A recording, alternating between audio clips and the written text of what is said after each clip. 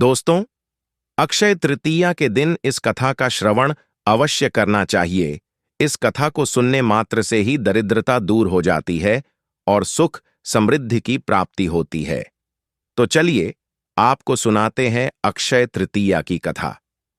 एक समय की बात है, देवर्षि नारद, जो समस्त लोकों में विचरण करते और प्रत्येक दिव्य कथा का श्रवण एवं गान करते थे, वे द्वारका पहुंचे।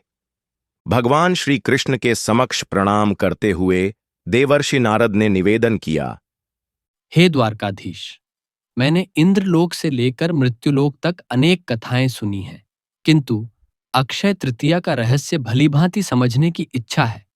मैंने सुना है कि इस तिथि को जो भी दान दिया जाए वह कभी क्षीण नहीं होता। मैं इस पर्व का महात्म्य सुनने के उद्देश्य से आपके पास आया हूं। भगवान श्री कृष्ण मुस्कुराए और बोले, हे देवर्षि, अक्षय तृतीया की महानता अलौकिक है। समय समय पर ऋषियों और संतों ने इसकी महिमा का वर्णन किया है। आज मैं आपको एक प्राचीन कथा सुनाता हूं, जिसमें अक्षय तृतीया के दिन दान का महत्व उजागर होता है और इससे जुड़े कर्मों का प्रतिफल भी प्रकट होता है। जो भी मनुष्य इस कथा को सुनता है, उसकी दरिद्रता का नाश होता है और उसे सुख समृद्धि की प्राप्ति होती है। देवर्षि नारद कहने लगे, हे प्रभु, मैं इस कथा को ध्यान से पूरा अवश्य सुनूंगा और इसका प्रचार करूंगा। श्री कृष्ण कहते हैं, ठीक है देवर्षि, अब मैं आपको वह कथा सुनाता हूं, इसे ध्यान से सुनिए। हे देवर्षि, प्राचीन काल में आर्यावर्त के दक्षिण पूर्व दिशा में स्थित एक राज्य था, जिसे मत्स्यपुर कहा जाता था। वहां के वनग्रामों में एक अत्यंत निर्धन वैश्य रहता था, जिसका नाम चक्रदत्त था। वह अपनी पत्नी सुनंदा के साथ रहता था। यद्यपि वैश्य कुल में जन्म हुआ था, परंतु उस पर दारिद्र्य इतना हावी हो गया था कि न घर में समुचित आहार था, न वस्त्र, न ही कोई धन संपदा। वह दिन भर छोटी मोटी मजदूरी करता, तब भी परिवार के भरण पोषण के लिए पर्याप्त अन्न न जुटा पाता। चक्रदत्त की पत्नी सुनंदा के स्वभाव में अत्यधिक क्रोध और लोभ समाया था। वह सदैव पति को तिरस्कार भरे शब्दों में उलाहना देती, हे स्वामी, तुम व्यर्थ के कर्मों में लगे रहते हो। हमारे पास न धन है न ही सम्मान। कब तक यह दशा रहेगी? किसी भांति धन का उपाय करो, वरना भूखों मर जाएंगे। सुनंदा को पति का दान धर्म आदि से कोई लेना देना न था। वह सिर्फ अपनी भौतिक इच्छाओं की पूर्ति के विषय में सोचती रहती थी। भगवान श्री कृष्ण आगे बोले, एक दिन उसी ग्राम में विप्रदेव नामक एक ज्ञानी साधु का आगमन हुआ। वे परोपकार और दान के महत्व पर प्रवचन देते हुए गांव-गांव, नगर-नगर भ्रमण करते थे। चक्रदत्त ने देखा कि साधु के मुख पर तेज है। हालांकि चक्रदत्त के पास साधु को देने के लिए कुछ भी न था, फिर भी वह उनके समीप जाकर हाथ जोड़ खड़ा हो गया। तभी विप्रदेव ने मधुर वाणी में कहा, हे वत्स, तुम कौन हो? यहां क्यों खड़े हो? तुम्हारा दुख क्या है? संकोच न करते हुए कहो। चक्रदत्त ने धीर गंभीर स्वर में उत्तर दिया, हे ऋषिवर, मेरा नाम चक्रदत्त है। मैं एक दरिद्र वैश्य हूं। आपके मुख से जो दिव्य वचन फूट रहे हैं, उन्हें सुनकर मुझे शांति मिलती है, परंतु मैं इतना गरीब हूं कि आपके सत्कार के लिए कुछ भी दे पाने में असमर्थ हूं। यह सुनकर साधु को बड़ी करुणा आई। उन्होंने स्नेहपूर्वक कहा, हे वत्स, दान वस्त्र या आभूषण का ही नहीं होता, मन के प्रेम और श्रद्धा का दान भी परम पुण्यदायी होता है। जो सच्ची निष्ठा से दान करता है, उसे कभी भी भय नहीं सताता। क्या तुमने अक्षय तृतीया के विषय में सुना है? चक्रदत्त ने असमंजस में कहा, ऋषिवर, नहीं, मैंने इस विषय में नहीं सुना है। कृपा करके मुझे इसका महत्व समझाए।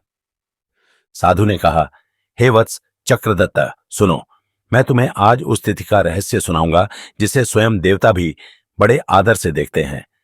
अक्षय तृतीया वह पुण्यकारी दिवस है जिसका प्रत्येक क्षण स्वयं सिद्ध, स्वयं पवित्र और स्वयं मंगलकारी है। इस दिन किए गए शुभ कर्म, दान, जप, तप, यज्ञ, व्रत, इनका फल कभी क्षीण नहीं होता। इसीलिए इसे अक्षय अर्थात जिसका क्षय न हो कहा गया है। इस तिथि पर देवताओं ने महान कार्य संपन्न किए, युगों का आरंभ हुआ और परम अवतारों का प्रादुर्भाव हुआ। यही वह दिव्य दिवस है जिस पर त्रेता युग का शुभारंभ हुआ था, जिससे धर्म, सत्य और मर्यादा का युग चला। इसी दिन भगवान परशुराम का जन्म हुआ था, जो अधर्म का संहार कर धर्म की पुनर्स्थापना के लिए अवतरित हुए। वत्स, वही परशुराम जो चिरंजीवी हैं और आज भी तपस्यारत हैं, उनके जन्म ने इस दिन को दिव्यता प्रदान की है। वत्स, इसी अक्षय तृतीया के पुण्य दिन पर मां गंगा का पृथ्वी पर अवतरण हुआ था। जब भगीरथ ने वर्षों तक घोर तप किया और मां गंगा को स्वर्ग से पृथ्वी पर लाने का वर पाया, तब गंगा अवतरित हुई और धरती को अपने पावन जल से सिंचित किया। इसलिए इस दिन गंगा स्नान, तर्पण और दान का विशेष महत्व है, क्योंकि पवित्र जल में किया गया स्नान समस्त पापों को हर लेता है। इस दिन स्नान कर दान करने से पुण्य अक्षय हो जाता है और वह जन्म जन्मांतरों तक साथ चलता है। वत्स, महाभारत काल में भी इस तिथि का अनुपम महत्व था।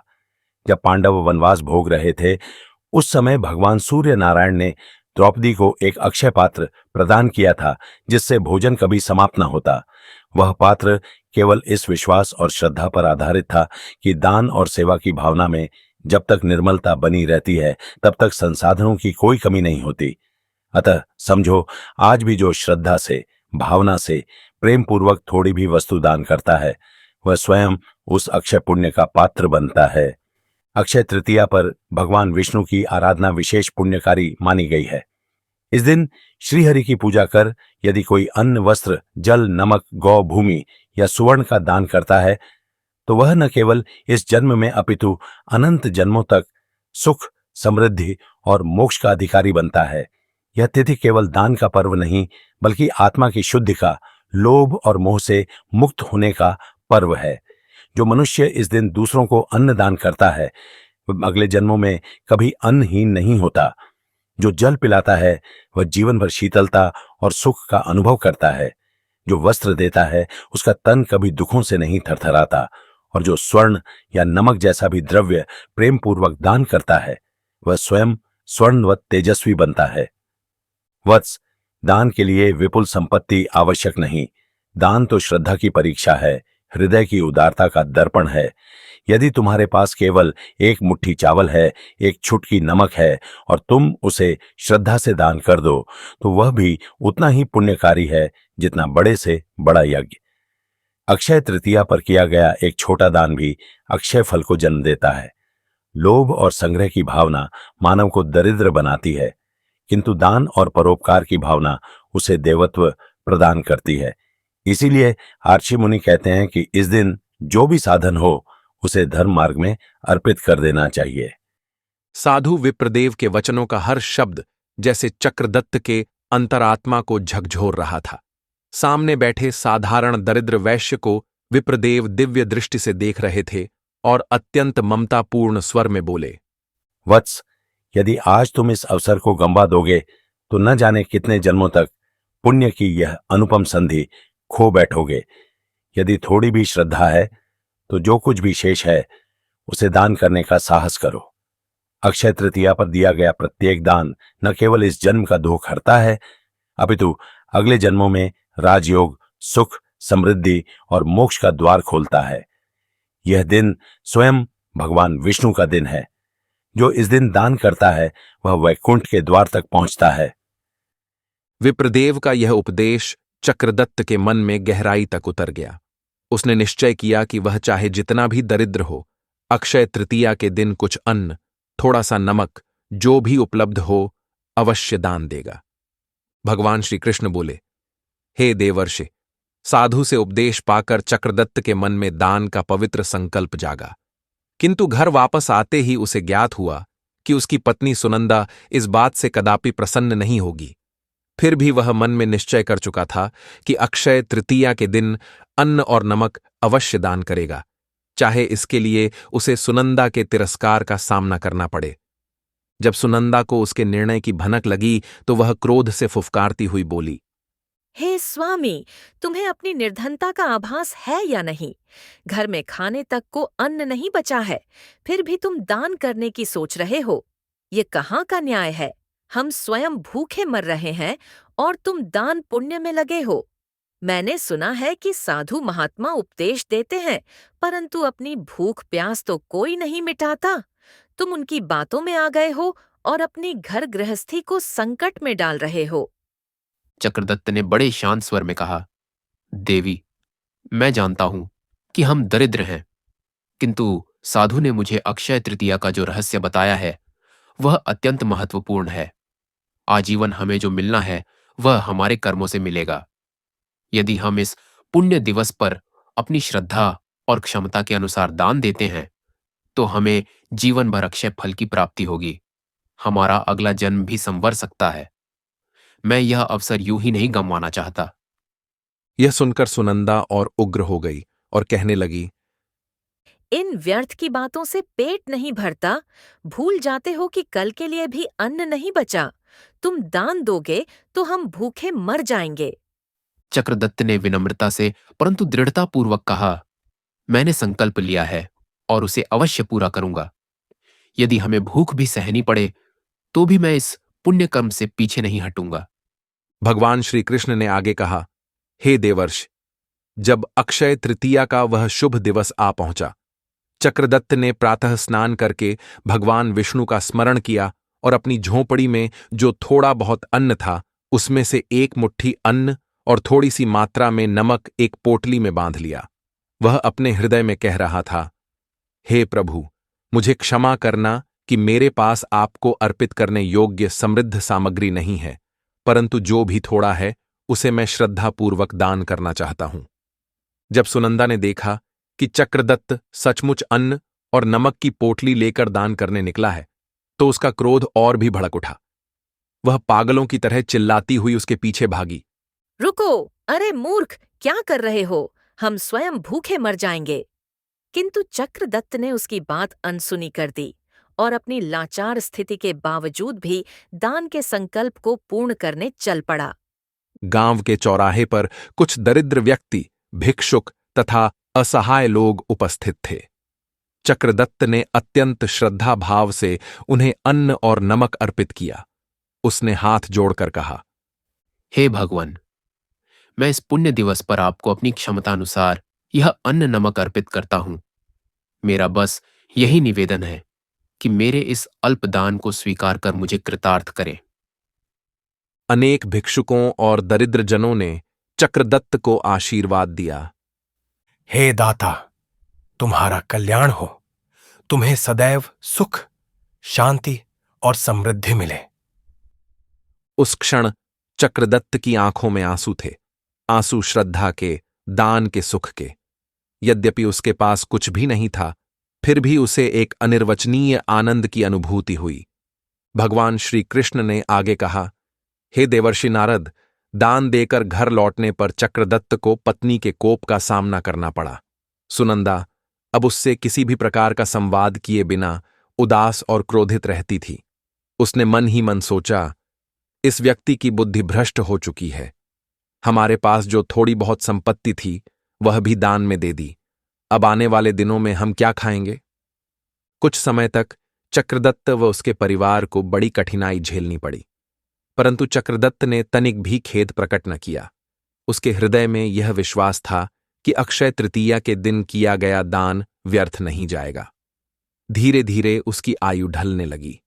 वृद्धावस्था आने पर एक दिन वह अस्वस्थ हो गया और उसकी मृत्यु हो गई।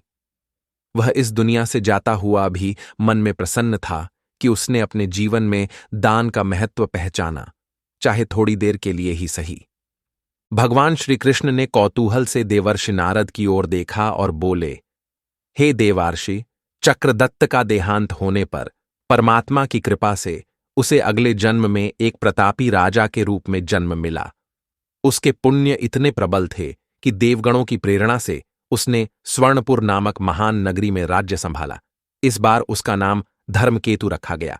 बाल्यकाल से ही उसमें दया, दान, धर्म और सत्य के गुण परिपूर्ण थे। उसके पिता राजा ने बालक धर्मकेतु को साम्राज्य सौंपते हुए कहा, पुत्र, धर्मपूर्वक राज्य का पालन करना, परोपकार, दान और न्याय के मार्ग से कभी विचलित मत होना। राजा बनने के बाद धर्मकेतु ने अपनी प्रजा के कल्याण के लिए अनेक उपाय किए।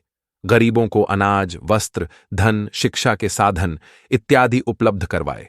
वह प्रत्येक उत्सव और पर्व पर विशेष रूप से दान का आयोजन करवाता था। जब वैशाख मास के शुक्ल पक्ष की तृतीया आती तो वह विशेष हर्षोल्लास से अक्षय तृतीया महोत्सव मनवाता, जिसमें सामूहिक यज्ञ, अन्नदान, जलदान, नमकदान और वस्त्रदान हुआ करता था। राजा धर्मकेतु स्वयं भी हाथों से दान वितरित करता था और लोगों को अक्षय तृतीया के महत्व के बारे में समझाता था। भगवान श्री कृष्ण ने आगे कहा, उधर सुनंदा, जिसने अपने पूर्व जन्म में पति के दान का विरोध किया था, वह अपने कटु स्वभाव और लोभ वृत्ति के कारण अगले जन्म में अत्यंत ही दीनहीन परिवार में जन्मी। इस जन्म में उसका नाम अल्पसुता रखा गया। जब वह बड़ी हुई तो उसकी अवस्था में भी दरिद्रता बनी रही। उसे जीवन भर संघर्षों का सामना करना पड़ा। एक दिन उसकी नियति उसे स्वर्णपुर की राजधानी में ले आई, जहां राजा धर्मकेतु का प्रताप फैल रहा था। संयोगवश वह राजमहल में दासी के रूप में नियोजित हो गई। उसको पता नहीं था कि राजा धर्मकेतु ही वही चक्रदत्त है जो उसके पूर्व जन्म में उसका पति था। अल्पसुता को अब दिन रात राजमहल में दासी का कार्य करना पड़ता। उसे कई कठोर अनुशासन पालन करने होते, अनेक बार अपमान भी सहना पड़ता। मनुष्य अपने पूर्व जन्म के कर्मों का फल अवश्य भोगता है। सुनंदा ने दान का विरोध किया था, लोभ और क्रोध में जीवन व्यतीत किया था। फलस्वरूप उसे अगले जन्म में उसी व्यक्ति के राज्य में दासी बनने का भाग्य भोगना पड़ा। इस प्रकार उस दरिद्री वैश्य ने अक्षय तृतीया के पुण्य प्रताप से अगला जन्म राजसी वैभव में पाया, जबकि उसकी पत्नी विरोधी स्वभाव के कारण दासी होने को बाध्य हुई।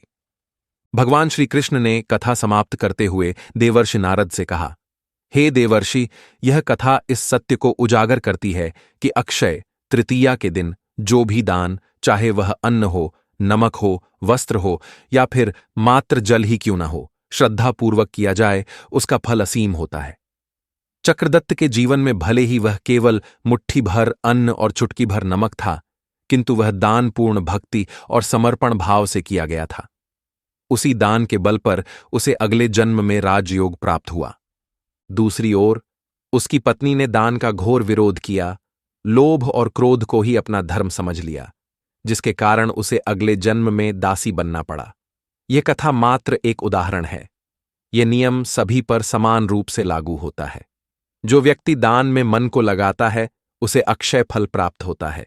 जो व्यक्ति दान का विरोध करता है या उसे व्यर्थ समझता है, उसे दुष्कर्मों का फल अवश्य भोगना पड़ता है। तब नारद जी ने हाथ जोड़कर प्रार्थना की, हे प्रभु, आपने अक्षय तृतीया का जो रहस्य उजागर किया वह अतुलनीय है। मैं इस कथा को समस्त लोक में प्रचारित करूंगा ताकि अधिक से अधिक लोग अक्षय तृतीया पर दान करने का महत्व समझ सकें और पुण्य लाभ उठा सकें। भगवान श्री कृष्ण ने मुस्कुराते हुए आशीर्वाद दिया, तथास्तु हे देवर्षि, मानव मात्र इसके दिव्य फल का अधिकारी हो। तो दोस्तों, उम्मीद है आपको यह कथा पसंद आई होगी। वीडियो को लाइक जरूर करें और कमेंट में जय श्री कृष्ण जरूर लिखें। साथ ही चैनल को सब्सक्राइब करें। आप सभी का धन्यवाद।